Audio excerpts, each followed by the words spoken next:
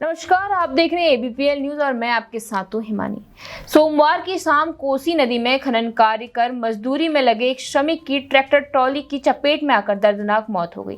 घटना के बाद मृतक के परिजनों में कोहराम मचा हुआ है, तो वहीं मृतक के परिजनों ने वाहन स्वामी पर कई गंभीर आरोप भी लगाए हैं। आपको बता दें कि कालाडूंगी क्षेत्र के ग्राम हरिपुरा में रहने वाला 19 वर्षीय सुनील, जो कि रामनगर के ग्राम पिरुमदारा स्थित कोसी नदी के खड़ंजा गेट पर मजदूरी का काम करता था।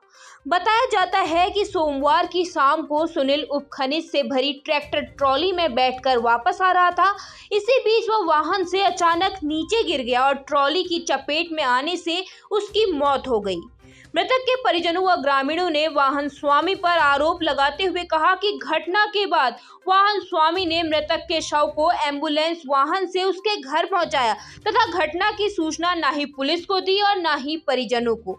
शव घर पर पहुंचने के बाद परिजनों को इसकी जानकारी मिली, जिसके बाद परिजनों ने मृतक के शव को रामनगर के सरकारी अस्पताल पहुंचाकर जानकारी पुलिस को दी।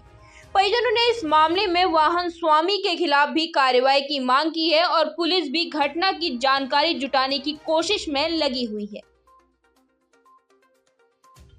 मेरा नाम जसविंदर कुमार है जी। मैं ग्राम सभा विजयपुर दमोला के ग्राम हरिपुर का निवासी हूं और मैं रोडवेज में परिचालक के पद पर कार्यरत हूं रामनगर डिपो में। मैं अपनी ड्यूटी करके घर पे था और 5 साढ़े 5 बजे करीब सूचना मिली।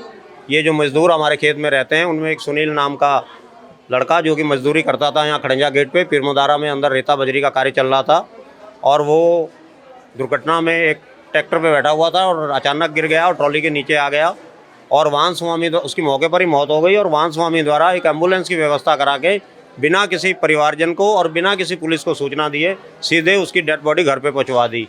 घर के परिजनों को और सभी आस पड़ोस को तभी पता चला जब बॉडी उसकी घर पे पहुंच गई। तो आप खुद ही कल्पना कीजिए कि जिसका जवान बेटा इस तरीके मर गया और उसकी बॉडी घर पे पहुंची हो, उस माँ का क्या हाल रहा होगा, ये कल्पना से परे है। और ये एक जो उन्होंने वाहन स्वामी ने जो तरीका अपनाया है, ये मानवता को शर्मसार करने वाला रवैया है, जो जिसकी जितनी निंदा की जाए उतना कम है।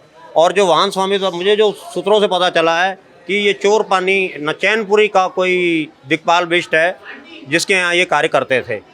अब फिर जब वहाँ बॉडी पहुँची तो हमको पता चला, हमने बॉडी को हाथ नहीं लगाया, एम्बुलेंस में रहने दिया।